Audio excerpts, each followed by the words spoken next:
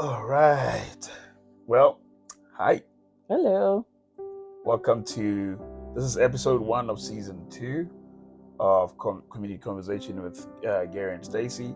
We now have done season 1 We spent a lot of time talking on on marriage. marriage. So we're moving on Yeah. to a totally new subject of Well, I mean, it's still within the bracket. parenting. Yep. Yes, marriage and parenting. So today we're going to talk about intentional parenting.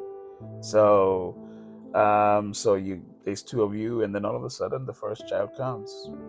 What are some And of it's those? about sometimes it's not two. Well, it starts out as two, but Yeah, some parents raise kids. I grew up in a single parent home. yeah. So So it what do looks different. what do you remember about the first child? Oh. I think we were so excited. Yeah. We usually really excited where we couldn't wait to see her, Right. but I don't think we were prepared for parenting. We weren't prepared. But is anybody ever prepared though? I don't think you can be totally prepared. Yeah. You can have stuff in place. Yeah. But kids are just different. Even after we had our first and the second, and we thought we were prepared, the child was just a different breed. So, like for me, I don't think anybody had ever had conversation with me about what it means to be a dad.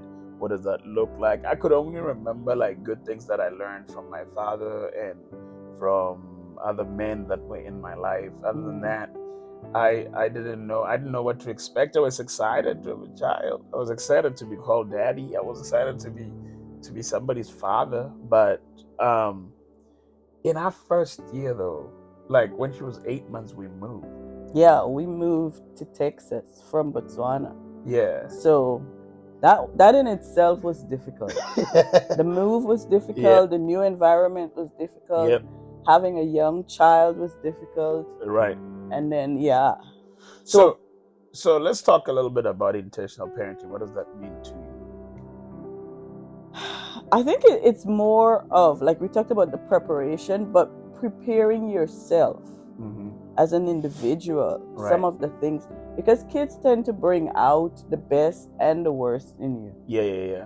Because I think for our first child, she cried a lot at night. Yep.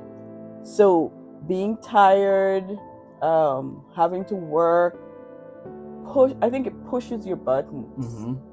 So whatever is in you that's good comes out at the good times. But when you're stressed and tired, the snapping, it gets to be a lot. So I think intentional parenting is just facing reality. This is going to be different. This is going to take work. This is going to take effort. It's not going to be sunshine and roses every day. Right. And for most and for men, first of all, I think what helped me is knowing that. So it sounds very foolish, sounds very simple, but knowing that this is my child too. Because a lot of men want to have kids, but especially in a lot of the African cultures, is we want to have kids, but sometimes we don't want to participate in bringing up the child. We want the idea of, especially in Setswana, for me to have the idea of being called Ragotsipiso. That's an honor and a privilege. But do I act like Ragotsipiso? Do I behave like that? So where does it start? It starts when your wife is pregnant. It starts when the moment she says I'm pregnant, now you start fending not only for her, but you're fending for that child. You start, because I remember I used to I would talk to the child, sing to the child, sing to the child, and just be involved. And I promise you, if you get yourself involved like that as a father, clinic visits, I used to do clinic visits. I used to do all of that stuff. I used to be a part of that.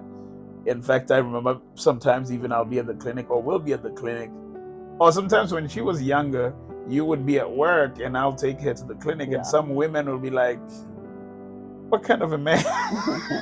What kind of a man is this one? I said, but I was there when the child was made. Yeah. So You should be there. So I should be here. Yes. So I should be here at all times. Yeah. So intentional parenting for us as men, it takes, like for women, there's something that kicks in, but for a man, it takes you intentionally getting involved, Yes. intentionally letting that fatherhood instinct, because everybody talks about the motherhood instinct, but nobody ever really talks about the fatherhood instinct. So you have to rev it. You have to, because society gives you the option not to be there. And that's so strange. I could never understand how a man has the option to back out.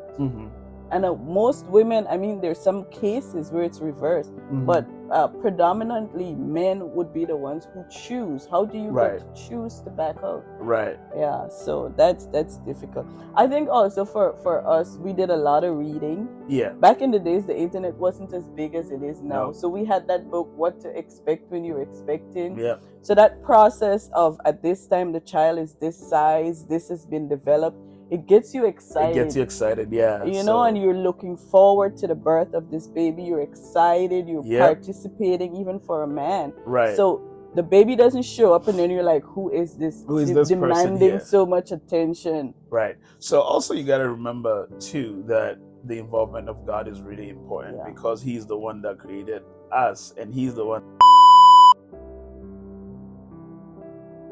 that even before that child is born, before you see that child, He already knows that child. And getting him involved, especially in the stresses, teamwork is also really important. I think part of the reason why, you know, especially some women will get overwhelmed is because really the teamwork with the partners is not there. And for us, it's always been, you feed her, I wash, I clean her. Or it's your turn. It's your turn. I already did this. I was up 2 hours ago. I was up 2 hours ago. So and also like respecting the night owl and the early riser thing. I think that's what you did really well for me, because I'd be cranky if you didn't let me sleep when the child was crying at night. The fact that Stacy, I don't know if you're still a night owl. I think I'm getting back there. Yeah. The fact that Stacy was a night owl and I was an early riser, we would take turns in terms of our timing of throughout the night and things like that. And we did have help from your mom yes. with our firstborn, with Seppi. So your mom came and she would take her during the night. She stayed. She gave me some amazing full body massages. Oh my gosh. That in itself is one of the things I love and respect about my culture is how the new mother is really well taken care of, and the help that comes from that. So if you're not from a culture like that, remember who your village is, and that can be very helpful. I remember your sister gave Nunu her first bath. Because I was in Botswana. My mom had moved back to Guyana. My sister was still there, so she helped. Your mom helped. So community. Don't try to, if you have safe community, because it's a newborn. So you want to make sure that you pull on that too, so that you're not completely stressed. I watched a video yesterday with this Nigerian guy who was saying that his mom visited, and the mom was at his brother's house, and the mom was complaining that the brother was cleaning and cooking, and she was upset, like, what kind of man does that? So she wanted this brother to come pick her up and take him to his house. So he's saying, it's no different at my house. I change diapers, I do dishes. So I think we're coming to a point in our society where there's no specific gender roles. Like, you have to take care of the baby and I'll work, you know. So, and this is one of the things I really want to encourage the men out there to really get out of that thing of this is a woman's job. Because that is your child. So if that is your child, be there. Even if it's not your child and you choose to be in the relationship with someone who has a child. Be there. There's no, this is not my child, I cannot do this. Or I was talking to someone yesterday who kept repeating that they are babysitting their own children. I said, how you don't babysit your own children? That's your child. Yeah. You take care of your child. Yeah. So that's very important. So intentional parenting in this instance also help. It's about, so you're taking full ownership.